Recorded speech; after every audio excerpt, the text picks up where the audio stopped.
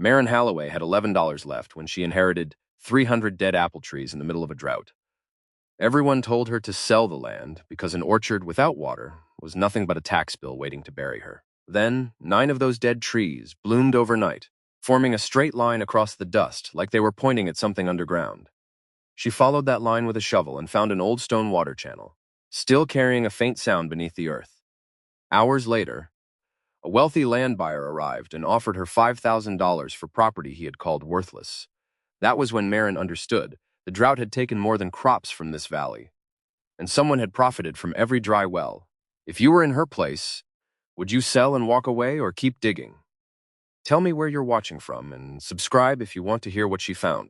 The laundry closed on a Tuesday, and by Friday Maren Halloway had $11.40 left in the world. Her rent was 2 weeks late. The carburetor on her old Ford coughed every time she pressed the gas. The landlord had stopped saying when you can and had started saying by Monday.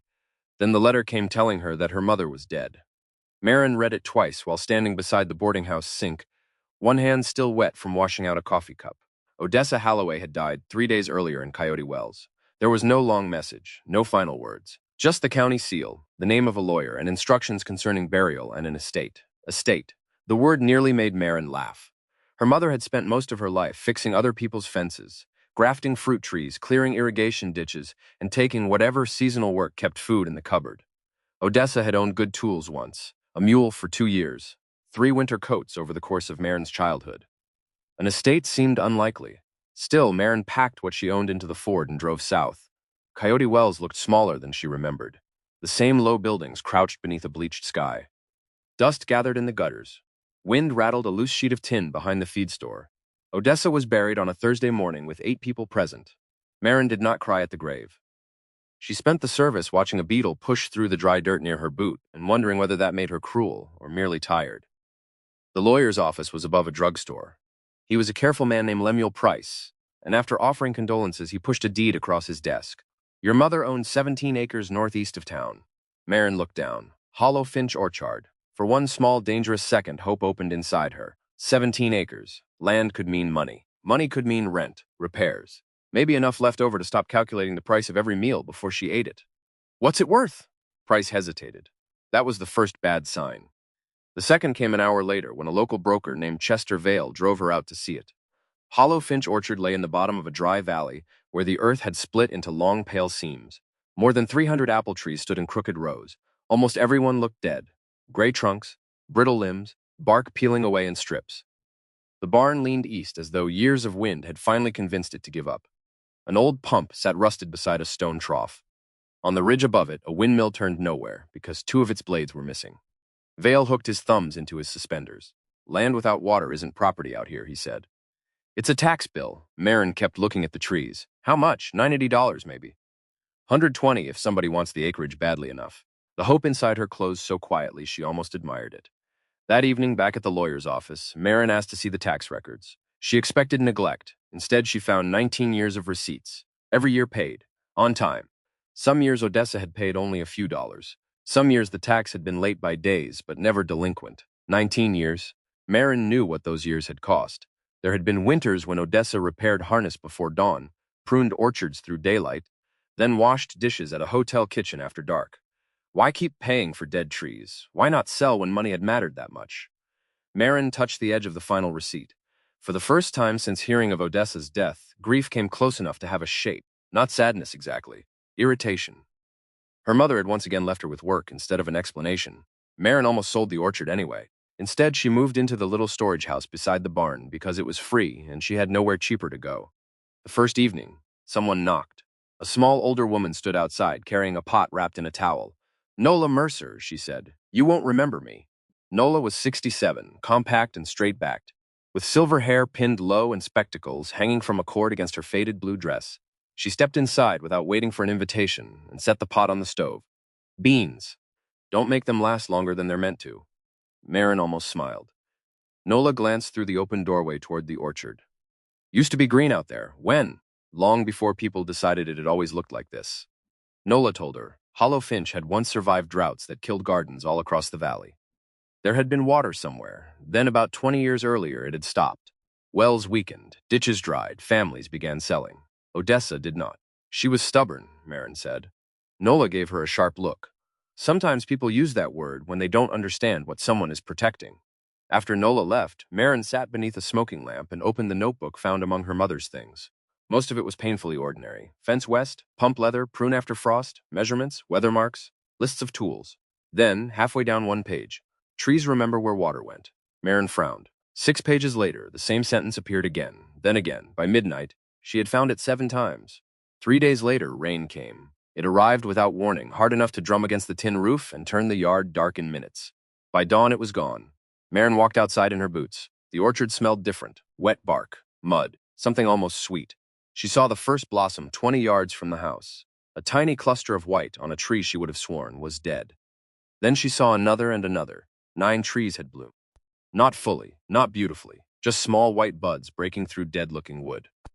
Maren walked between them twice before the pattern bothered her. The trees were not in the same planted row. They cut across the orchard diagonally.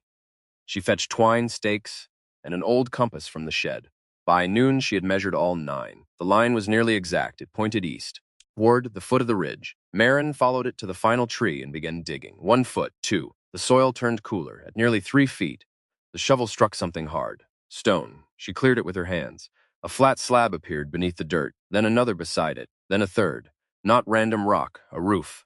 Maren widened the hole until she could see darkness beneath the edge of one stone and hear faintly, impossibly, something moving below. Water. She was still crouched there when an engine sounded behind her. A black sedan stopped outside the fence. A man stepped out wearing a charcoal suit beneath a camel-colored coat. Garrick Voss looked first at Maren, then at the hole, then at the 9 flowering trees. His eyes stayed on them a fraction too long. He walked toward her slowly. He did not offer his hand. He did not introduce himself. He only said, "I'll give you $5,000 for the whole place." Maren did not answer Garrick Voss immediately. $5,000 was not an offer a man made by accident. She stood beside the open trench with dirt packed beneath her fingernails and the smell of wet earth rising around her, while Voss waited on the other side of the fence, as if the answer were merely a formality. Yesterday, Chester Vale had said Hollow Finch might bring $100. Today, Voss was offering 50 times that amount. Maren looked at the flowering trees, then at the black sedan, then back at him. No. For the first time, his expression shifted, only slightly, then the smoothness returned. "You may reconsider. I may." He smiled as though he had been granted something. Then he left. Maren watched the sedan disappear before she looked down into the trench again. The faint sound beneath the stone roof had not changed.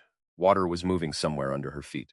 By noon the next day, she was standing outside a corrugated metal repair shed on the edge of Coyote Wells asking for Bram Keller. He came out wiping his hands on a rag. Bram was 34, compact through the shoulders, with a slightly crooked nose and dark blonde hair that never seemed to lie flat. His work jacket was tobacco brown. His gray Henley darkened at the chest with sweat despite the cool morning. Maren explained only what mattered. Old orchard, dead pump, water below ground. Bram studied her for a moment. "You want the pump running? I want to know why it stopped." That interested him more. They returned to Hollow Finch with a tool chest in the back of his truck. The pump sat beside the stone trough, exactly as Maren had found it, rusted and silent.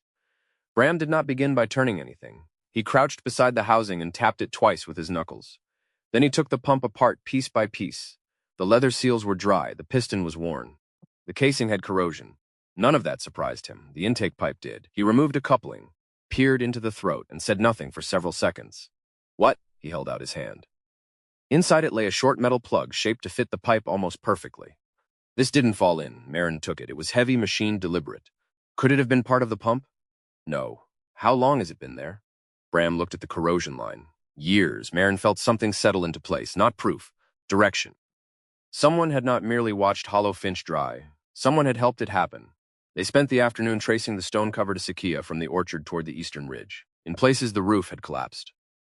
In others, roots had grown thick around the joints.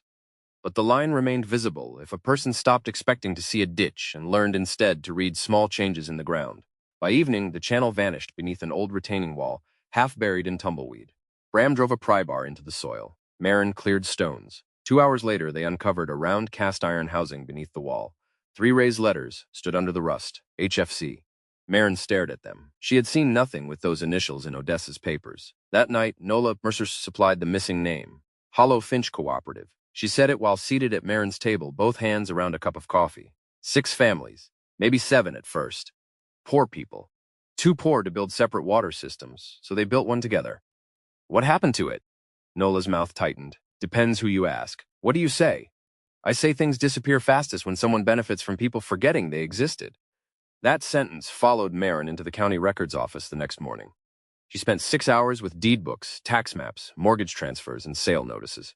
By late afternoon, a pattern had emerged. The same names appeared again and again: small farms, dry wells, failed irrigation, forced sales. Then eventually, Voss Agricultural Works, not every parcel, but enough.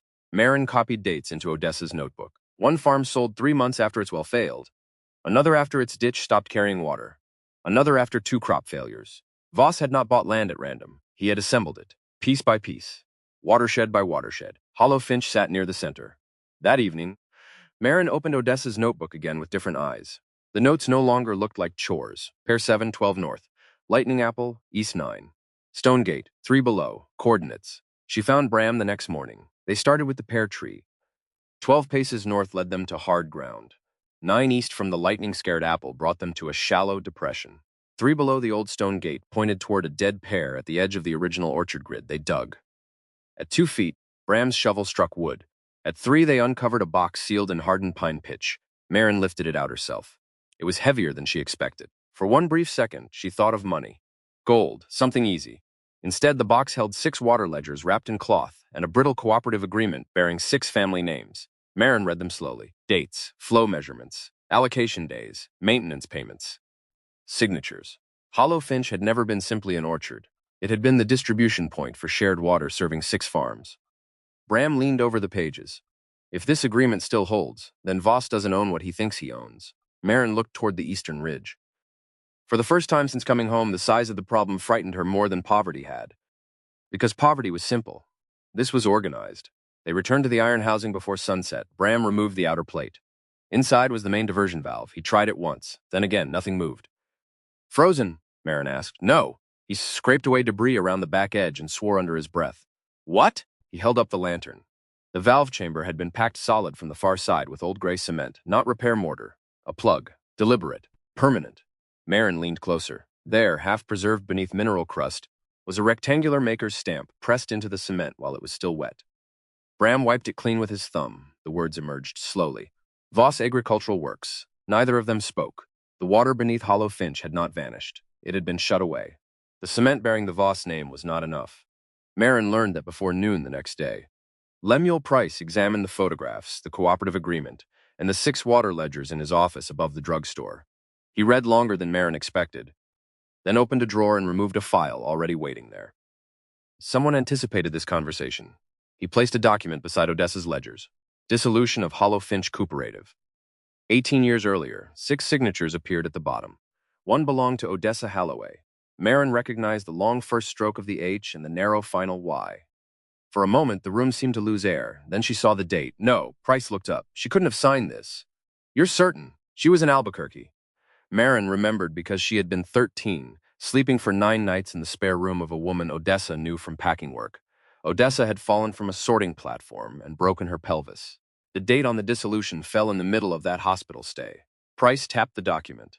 Memory isn't proof. Then I'll find proof. She did not spend the following week sitting in his office. She drove.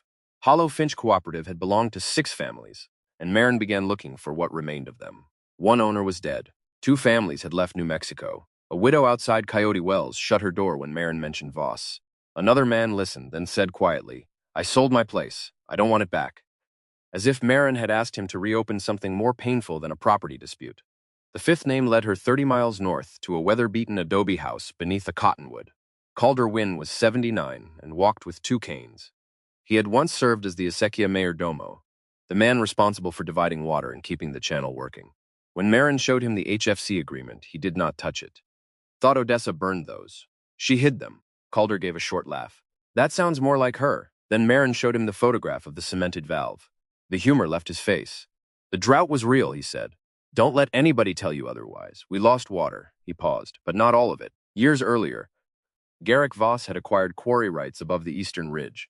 The quarry needed water for cutting and dust control. A diversion was built upstream. After that, Hollow Finch's flow weakened. Then it weakened again. By the time farmers understood how much had been redirected, they were already borrowing against failing crops. Voss began buying. cheap, patiently. He didn't make the drought, Calder said. He learned how to make money from where the drought hurt. And my mother? Odessa figured out the diversion. Why didn't she stop him? With what money? The question landed harder than Maren expected. Calder looked toward the window. Your mother couldn't afford court, couldn't afford engineers. Half the people who might have stood with her had already sold. So she did the one thing Voss couldn't make her stop doing. What? She didn't sell. 19 years of tax receipts suddenly stopped looking like stubbornness. They became resistance. That realization changed Maren's next decision. She would not repeat Odessa's mistake of carrying the truth alone. Maren photographed every ledger page. Price received one complete set. Nola kept another beneath the general store's account books. Bram took a third. A fourth packet went by registered mail to the state water office in Santa Fe. The originals moved to a place Maren told no one about. Pressure came almost immediately. The bank sent notice concerning an old lien Maren had never heard of. 2 nights later, someone cut 40 feet of orchard fence. Then the tool shed burned. Not completely. The fire had started near the door and died after consuming one wall, perhaps because there had not been enough dry material inside to carry it. Maren stood in the blackened doorway the next morning. Bram arrived expecting anger. Instead, she handed him a camera. Photograph everything before we touch it. That was when Bram understood what had changed in her. She was no longer trying merely to discover what Odessa knew. She was building a record. The breakthrough came from the 9 trees. Maren had drawn their positions repeatedly, but this time she compared the distances between them with measurements in the water ledgers.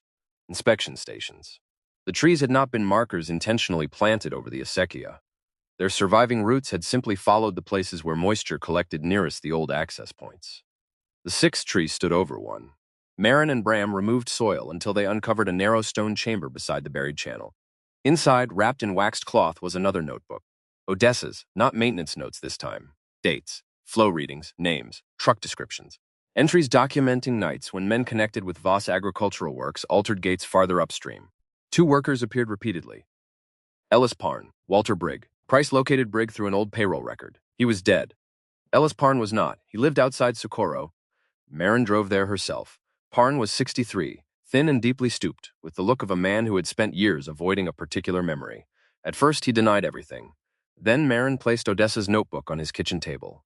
Parn read his own name. His hands began to shake. We were told it was company water, he said. Was it? No. Will you say that where it counts? He stared at the notebook for a long time, then nodded. Yes, Garrick Voss came to Hollow Finch the following evening. This time there was no sedan waiting beyond the fence. He walked into the storage house alone. He removed his gloves, took out a checkbook, signed one check, and left the amount blank. Write the number. Maren looked at the empty line. A month earlier, $11.40 had been everything she owned. Now she could write 10,000, 20, perhaps more. She pushed the check back. Voss did not touch it. You truly think this orchard is worth losing everything over? Maren looked through the doorway toward the 9 trees, their brief white blossoms already beginning to fall. No, she said. Then she met his eyes. I think that's exactly why you're afraid I'll keep it. The sound that ended Garrick Voss's version of the drought was not a judge's gavel. It was running water. Maren Halloway stood beside the state engineer as workers broke through the old cement, sealing the diversion chamber above Hollow Finch. Voss had insisted for years that the original channel was useless, that whatever had once fed the cooperative had vanished with the changing climate. The first opening in the cement released only mud. Then the worker drove his bar deeper. Something hissed behind the wall. A dark stream pushed through the crack. Within seconds, water was spilling over his boots. Nobody spoke. Maren watched it run across stones that had been dry for nearly 20 years. Voss had never discovered water. He had simply learned how to take it from people too poor to fight him. 3 weeks later, Maren entered a state hearing room carrying Odessa's notebooks in a cardboard box. Voss arrived with 2 attorneys. Their table held binders, engineering reports, property transfers, and maps prepared in color. Maren's evidence looked almost embarrassing beside them. A dead woman's handwriting, a hand-drawn tree map, hospital records from Albuquerque, 6 cooperative ledgers, Calderwin's sworn statement, and Ellis Parn. The hearing concerned more than ownership. State investigators were examining unauthorized water diversion and possible fraud connected to agricultural land purchases. Voss's attorneys argued that the valley had suffered a legitimate drought. Nobody disputed that. They argued that farms had failed for many reasons. Nobody disputed that either. What they could not explain was the physical diversion, nor could they explain the cement. Ellis could. He testified that he had worked for Voss Agricultural Works, and had helped close part of the old distribution system under instructions presented to him as lawful company work. "I believe they owned it," he said. "Did they?" Ellis looked toward Voss. "No." Then came Odessa's signature. Voss's dissolution papers supposedly proved that Odessa had voluntarily surrendered Hollow Finch's cooperative rights 18 years earlier. Maren's hospital records placed Odessa in Albuquerque that entire week, following a serious workplace accident. Additional document examination raised further questions about how the dissolution paperwork had been prepared and filed. The state refused to recognize it as reliable proof that Odessa had surrendered the cooperative's rights. That decision did not make Maren rich. It did something stranger. It gave the valley a second chance. The investigation widened into earlier land purchases associated with Voss. Some former owners began pursuing compensation. Others wanted nothing to do with the farms they had lost. But several families asked whether water could actually return. The answer came slowly. Hollow Finch Cooperative was restored as the shared distribution entity, subject to state oversight and updated agreements among eligible landholders. Then people came with shovels, not investigators, neighbors. Bram Keller repaired the broken windmill with salvaged parts, and a bearing he claimed was too good for this wreck, while spending 3 days installing it anyway. Calder sat beneath a cottonwood and instructed younger volunteers on clearing an acequia without collapsing its sides. Nola Mercer brought sandwiches and criticized everybody's technique. Maren worked among the trees. One afternoon, Nola found her pruning a trunk that looked completely dead. "You know you can cut that thing down." "I know." "You keeping 300 monuments now?" Maren examined the bark. "No, 1 season." "What?" "I'm giving them 1 season." She began removing dead limbs instead of cutting whole trees. It was slower, probably foolish. But after everything Hollow Finch had taught her, Maren no longer considered appearances sufficient evidence. Winter passed, then came spring. The first green bud appeared on a Tuesday morning. Maren nearly missed it. She had been repairing irrigation tubing when she noticed something on the underside of a branch. Green, not moss, not lichen, a bud. Within 2 weeks, they counted 47 living trees. The others remained dead. Maren accepted that. Hollow Finch did not resurrect itself in some impossible wave of green. More than 250 trees were gone permanently, and eventually their trunks would be removed. But 47 had living roots, and when water reached them again, those roots answered. Leaves came first, then white blossoms. One morning, Maren stood between the rows while petals moved in the breeze around her boots. A year earlier, a broker had valued the entire property at little more than $100. Now she understood how badly everyone had measured it. Not because the orchard was suddenly worth a fortune, because money had never been the only thing being counted. Back inside, Maren opened Odessa's notebook. She had read nearly every page dozens of times. But on the final sheet, beneath faded calculations, she found a sentence she had once dismissed as another piece of her mother's strange shorthand. "Don't dig where the ground is wet. Look where the trees refuse to die." Maren sat down. For years she had believed Odessa's silence meant distance. Now she saw something more complicated. Her mother had not left her an orchard with instructions. She had left a question, and perhaps without ever knowing how to say it aloud, Odessa had raised a daughter stubborn enough to keep asking until the answer appeared. Years later, Hollow Finch was still small. Maren never became wealthy. She still repaired her own fences. She recorded every gallon distributed through the cooperative. She kept the old Ford far beyond the point Bram considered mechanically respectable. But water moved through the stone channels again. Several neighboring parcels were being worked again. Other former owners had chosen settlements rather than returning, and Maren understood both decisions. Beside her house stood a simple wooden sign. Hollow Finch Orchard water shared since 1894. Odessa's notebook remained on a shelf near the door. Not buried beneath a tree, not locked away. Anyone in the cooperative could read it. That was the one part of her mother's method Maren deliberately refused to inherit. Odessa had protected the truth by hiding it. Maren protected it by making sure too many people knew it for anyone to steal quietly again. Sometimes God's miracles do not arrive as sudden answers. Sometimes they appear quietly, in a root that refuses to die, in a truth that survives years of silence, or in the strength to keep going when everything around us seems lost. Maren thought she had inherited a dead orchard. What she truly inherited was a reason to keep searching, and in everyday life we may face seasons that feel just as dry. Financial hardship, grief, disappointment, broken relationships, or dreams that seem beyond saving. But what looks finished to us may still have life beneath the surface. Faith does not always mean knowing how the story will end. Sometimes it means taking the next honest step, doing the work in front of us, and trusting that God can use even the hardest season to lead us somewhere we could not yet see. If this story reminded you of a difficult season you survived, Share your experience in the comments. You never know who may need to read your words today. Please share this story with someone who could use a little hope, and subscribe to the channel for more stories about courage, perseverance, family, and second chances. May God bless you, protect your family, give you strength in the difficult seasons, and guide you toward the things in your life that are still waiting to bloom.